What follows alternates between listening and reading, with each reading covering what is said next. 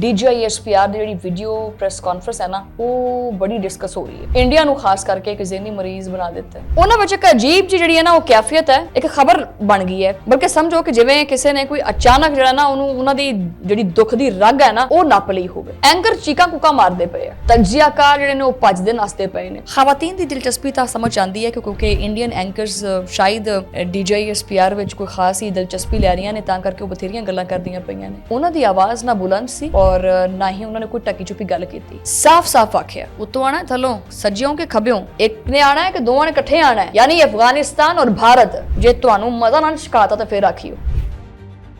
अगर तुहानू बहुत ही शौक है ना कुछ करन दा, क्योंकि जिस तरह ਦੀਆਂ दहशतगर्दाना कार्रवाइयां ਤੁਸੀਂ ਮੁਸਲਸਲ ਪਾਕਿਸਤਾਨ ਦੇ ਵਿੱਚ ਕਰਦੇ ਪਏ ਆ, ਇੱਕ ਵਾਰੀ ਖੁੱਲ ਕੇ ਕਰ ਲਓ। ਹੁਣ ਤਾਂ DGISPR ਨੇ ਵੀਡੀਓ ਪ੍ਰੈਸ ਕਾਨਫਰੰਸ ਵੀ ਕਰ ਦਿੱਤੀ ਹੈ। ਇਸ ਤੋਂ ਅੱਗੇ ਕੀ ਹੋ ਸਕਦਾ ਹੈ? ਕੀ ਅਫਗਾਨਿਸਤਾਨ ਦੀ ਸਰਜ਼ਮੀਨ ਪਾਕਿਸਤਾਨ ਦੇ ਖਿਲਾਫ ਇਸਤੇਮਾਲ ਨਹੀਂ ਹੁੰਦੀ ਪਈ? ਕੀ ਤੁਸੀਂ ਇਹਦੇ ਇਨਕਾਰੀ ਕਿ ਭਾਰਤ ਫੰਡਿੰਗ ਨਹੀਂ ਕਰਦਾ ਉੱਥੇ? ਇਹ ਗੱਲ ਬਿਲਕੁਲ ਬਰਾਹ ਰਾਸਤ ਸੀ। ਔਰ ਅਗਰ ਕਿਸੇ ਨੇ DGISPR ਦੀ ਉਸ ਗੱਲ ਨੂੰ ਧਮਕੀ ਮਹਿਸੂਸ ਕੀਤਾ ਹੈ ਤੇ ਮੈਂ ਇਹ ਕਹਿ ਦਵਾਂ ਕਿ ਮਹਿਸੂਸ ਨਾ ਕਰੋ, ਕਿਉਂਕਿ ਸਿੱਧੀ ਸਿੱਧੀ ਧਮਕੀ ਸੀ।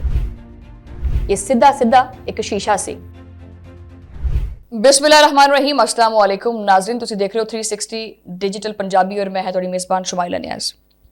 ये मैं चीज़ इत्थे वाज़े कर दूँ वैसे कि आजकल इंडियन मीडिया के उत्ते ना DGISPR की जिहड़ी वीडियो प्रेस कॉन्फ्रेंस है ना वो बड़ी डिस्कस हो रही है।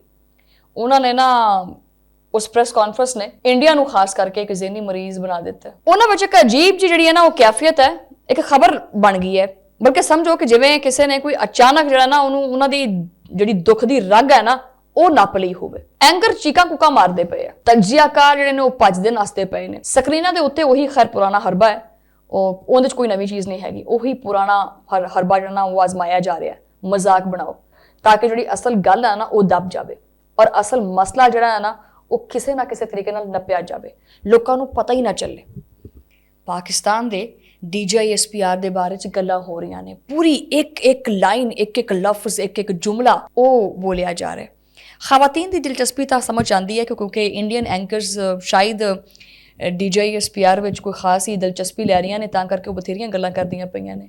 ਹੈ ਉਹਨਾਂ ਦੀ ਆਵਾਜ਼ ਨਾ ਬੁਲੰਦ ਸੀ ਔਰ ਨਾ ਹੀ ਉਹਨਾਂ ਨੇ ਕੋਈ ਟਕੀ ਚੁਪੀ ਗੱਲ ਕੀਤੀ।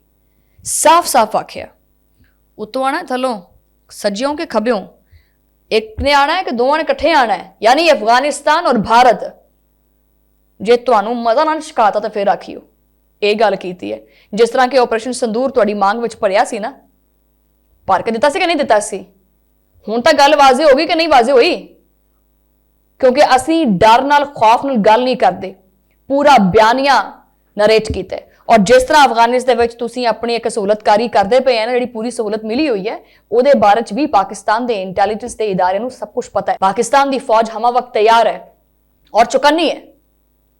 ਇਤਫਾਕ ਇਹ ਹੈ ਕਿ ਜਦੋਂ ਭਾਰਤ ਬੋਲਦਾ ਹੈ ਤੇ ਉਹਨੂੰ ਇਹ ਕਹਿੰਦੇ ਆ ਕਿ ਜੀ ਸਟ੍ਰੈਟੇਜਿਕ ਕਲੈਰਿਟੀ, ਔਰ ਜਦੋਂ ਪਾਕਿਸਤਾਨ ਖੁੱਲ ਕੇ ਕੋਈ ਗੱਲ ਕਰਦਾ ਹੈ ਤੇ ਉਹਨੂੰ ਬੋਲਦਾ ਹੈ ਕਿ ਜੀ ਪਾਕਿਸਤਾਨ ਤਾਂ ਇਸ਼ਤਿਆਲ ਅੰਗੇਜ਼ੀ ਕਰਦਾ ਪਿਆ, ਔਰ ਪਾਕਿਸਤਾਨ ਦੀ ਗੱਲ ਨੂੰ ਤੋੜ ਮਰੋੜ ਕੇ ਪੇਸ਼ ਕੀਤਾ ਜਾਂਦਾ ਹੈ।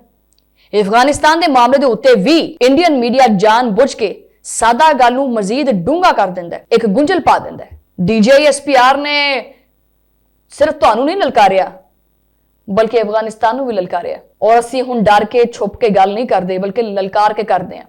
अगर तुहानू बहुत ही शौक है ना कुछ करन दा, क्योंकि जिस तरह ਦੀਆਂ दहशतगर्दाना कार्रवाइयां ਤੁਸੀਂ मुसलसल पाकिस्तान ਦੇ ਵਿੱਚ ਕਰਦੇ ਪਏ ਆ, ਇੱਕ ਵਾਰੀ ਖੁੱਲ ਕੇ ਕਰ ਲਓ। ਹੁਣ ਤਾਂ DGISPR ਨੇ ਵੀਡੀਓ ਪ੍ਰੈਸ ਕਾਨਫਰੰਸ ਵੀ ਕਰ ਦਿੱਤੀ ਹੈ। ਇਸ ਤੋਂ ਅੱਗੇ ਕੀ ਹੋ ਸਕਦਾ ਹੈ? ਕੀ ਅਫਗਾਨਿਸਤਾਨ ਦੀ ਸਰਜ਼ਮੀਨ ਪਾਕਿਸਤਾਨ ਦੇ ਖਿਲਾਫ ਇਸਤੇਮਾਲ ਨਹੀਂ ਹੁੰਦੀ ਪਈ? ਕੀ ਤੁਸੀਂ ਇਹਦੇ ਇਨਕਾਰੀ ਕਿ ਭਾਰਤ ਫੰਡਿੰਗ ਨਹੀਂ ਕਰਦਾ ਉੱਥੇ? ਇਹ ਗੱਲ ਬਿਲਕੁਲ ਬਰਾਹ ਰਾਸਤ ਸੀ। ਔਰ ਅਗਰ ਕਿਸੇ ਨੇ DGISPR ਦੀ ਉਸ ਗੱਲ ਨੂੰ ਧਮਕੀ ਮਹਿਸੂਸ ਕੀਤਾ ਹੈ ਤੇ ਮੈਂ ਇਹ ਕਹਿ ਦਵਾਂ ਕਿ ਮਹਿਸੂਸ ਨਾ ਕਰੋ, ਕਿਉਂਕਿ ਸਿੱਧੀ ਸਿੱਧੀ ਧਮਕੀ ਸੀ। ਇਹ ਸਿੱਧਾ ਸਿੱਧਾ ਇੱਕ ਸ਼ੀਸ਼ਾ ਸੀ। ਸਾਲ ਹੋ ਗਿਆ ਹੁਣ ਤਾਂ ਆਪਰੇਸ਼ਨ ਸੰਦੂਰ ਨੂੰ ਲੰਘੇ ਹੋਏ, ਤੇ ਕੀ ਨਾ ਲੈਂਦੇ ਨੇ ਆਪਰੇਸ਼ਨ 2.0 ਸ਼ੁਰੂ ਕਰਨਾ ਸੀ। ਤੁਸੀਂ ਕਰ ਲਓ ਸ਼ੁਰੂ। ਹੁਣ ਇਸ ਤੋਂ ਵੱਧ ਕੇ ਤੁਸੀਂ ਕੀ ਚਾਹੁੰਦੇ ਹੋ ਕਿ ਅਸੀਂ ਤੁਹਾਨੂੰ ਦੱਸੀਏ? ਵੈਸੇ ਮੀਡੀਆ ਦੀ ਤੁਸੀਂ ਆਪਣੀ ਮੁਨਾਫਕਤ ਦੇਖੋ ਕਿ ਖੁਦ ਰੋਜ਼ਾਨਾ ਜਿਹੜਾ ਨਾ ਉਹ ਮਿਜ਼ਾਈਲਾਂ ਦੀ ਜਿਹੜੀ ਐਨੀਮੇਸ਼ਨ ਹੈ ਨਾ, ਮਿਜ਼ਾਈਲਾਂ ਦੀ ਖੁਦ ਇੰਡੀਅਨ ਮੀਡੀਆ ਚਲਾਉਂਦਾ ਹੈ। ਐਨੀਮੇਸ਼ਨ ਚਲਾ ਕੇ ਆਪਣੇ ਖਿੱਤੇ ਨੂੰ ਨਾ ਇੱਕ ਜੰਗ ਦੇ ਦਹਾਨੇ ਦੇ ਉੱਤੇ ਲੈ ਜਾਣ ਦਾ ਇੱਕ ਤਾਸੁਰ ਦਿੰਦਾ ਹੈ ਕਿ ਇਹ ਵੇਖੋ ਜੀ, ਬਗੈਰ ਸਬੂਤ ਤੇ ਪਾਕਿਸਤਾਨ ਦੇ ਉੱਤੇ ਹਮਲੇ ਦੀਆਂ ਕਹਾਣੀਆਂ ਬਣਾ ਲੈਂਦਾ ਹੈ। आज वही मीडिया बड़ियां गल्लां करता पे कि जी ये बात क्यों कर दी, उनको ऐसे बात नहीं करनी चाहिए थी, क्यों नहीं करनी चाहिए थी। ऐसे ही करेंगे हम बात, असी कर दी एवें गल ला कर ला तू जो कुछ करना है। और खास करके इंडियन मीडिया नूं ये पंजाबियों तो बड़ा मसला है। वैसे कुछ ऐसे बेशुमार नां ने, लेकिन मैं अपनी जुबान गंदी नहीं करना चाहती उन्होंने नाम लैके। इन्होंने पंजाबियों तो बहुत मसला है, लगता पंजाबियों के वाहवा डाढ़े हथ लगे हुए ने वैसे इन्होंने पंजाबियों के वाहवा। और दूसरी गल है कि पंजाबी नूं छेड़ते भी नहीं है, ये पंजाबी नूं छेड़ते भी नहीं है, क्योंकि इन्होंने पता है कि जो पंजाबी छिड़ गया है ना तो उन्हें छड़ना कख नहीं है फिर। समझ आई है। और DGISPR भी पंजाबी है। और जी वो गल है ना कि आओ तुम समझा नहीं लगता है, चलो आ जाओ तुम समझा दें। वैसे असी समझा दें। सिर्फ और सिर्फ पाकिस्तान को कमजोर करना और पाकिस्तान की फौज के खिलाफ साजिश करना, इस तो अलावा इंडिया के कोले होर कोई बयानिया नहीं है। हिंदुस्तान के इस टाइम हालात इंतहाई खराब हो गए। इंडियन मीडिया का शोर दरअसल एक खौफ की अलामत है, क्योंकि इन्होंने कोलों सच का बयानिया निकल चुके हैं। दफा ये अपना कर नहीं सकते, इस वास्ते मिर्चां लगियां हुई हैं, इस वास्ते जलते पे ने, क्योंकि बार बार जी कहानी ये सुनाते हैं हुण तां भारत की आवाम भी उस चीज़ के उत्ते यकीन नहीं करती। जो ये चूरन बेचना चाहते हैं वो चूरन उन्होंने लेना बंद कर दिता है। पाकिस्तान के सरबराहान के बारे च गल करते हैं, क्योंकि इंडियन फौज के सरबराहान इस काबल ही नहीं है कि वो मूँह चों कोई गल कर सकन। इंडियन फौज के विच इन्नी जुरत नहीं हैगी वो कोई गल कर सकन। ना उन्होंने कोले कोई ट्रेनिंग है, ना उन्होंने कोले कोई दिमाग है, वो खौफ च मुबतला ने। ये पाकिस्तान की जी फौज है ना वो पूरी आवाम का एक दफा करती है, अपने मुल्क का दफा करती है। लेकिन इंडिया में जो खाता ना वो उल्टा है, मुख्तलिफ है। वो ये है कि एक फौज का इदारा है और इंडियन आवाम फौज का दफा करती है। इंडियन मीडिया उस फौज का दफा करता है, क्योंकि फौज इन्ने जोगी है ही नहीं।